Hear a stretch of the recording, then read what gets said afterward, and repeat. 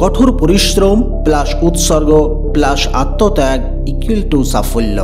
এত গরিব হও যে তোমার সাথে সবাই বসতে পারে, আর এত ধনী হও যে তুমি দাঁড়ালে কেউ বসে না থাকে। তোমার গন্তব্য তোমার কঠোর পরিশ্রমের জন্য তৃষ্ণার্থ। অন্ধকারের পর যেমন আলো আসে, তেমনি চেষ্টা করলেই জয় আসে।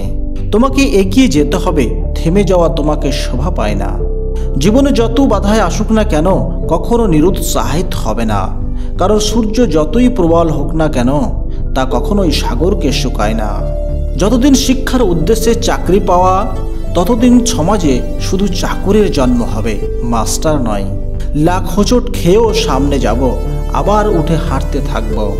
কারো পায়ে পড়ে সফলতা পাওয়ার চেয়ে নিজের পায়ে হেঁটে কিছু হওয়ার সিদ্ধান্ত নেওয়া ভালো। কঠোর পরিশ্রমে যাদের নিষ্ঠা থাকে, ভাগ্য তাদের সারথি হয়। শরৎ ছাড়া গাছে নতুন পাতা আসে না, কষ্ট ও সংগ্রাম ছাড়া ভালো দিন আসে না।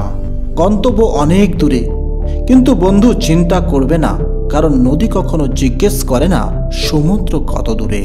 তোমার মন যা বলে তাই করো, লোকেরা যা বলে তা নয়।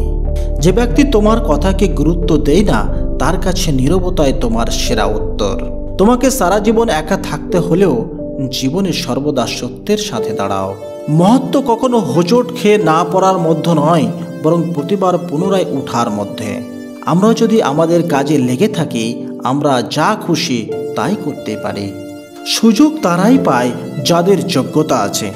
শুধু দাঁড়িয়ে দাঁড়িয়ে জল দেখে নদী পার হওয়া যায় না। আলাদা কিছু বলার চেয়ে আলাদা কিছু করা ভালো। তুমি যদি নিজে শক্তিশালী হও, তবে ব্যর্থতা তোমাকে বাধা দিতে পারবে না। যদি তুমি হাল না ছেড়ে দাও, তবে কেউ তোমাকে হারাতে পারবে না। সফলতা তোমার কাছে আসবে না, বরং তোমাকে তার কাছে যেতে হবে। প্রতিবার পড়ে যাওয়া এবং আবার চেষ্টা করাই হলো আসল বিজয়। দুর্বলতা যখন থামে, যখন তারা ক্লান্ত হয়। বিজয়ীরা তখন থামে যখন তারা জিতে যায়।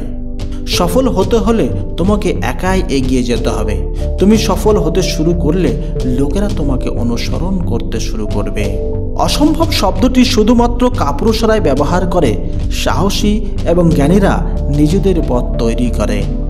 দৃষ্টান্ত স্থাপন করতে হলে নিজের পথ নিজেই তৈরি করতে হবে।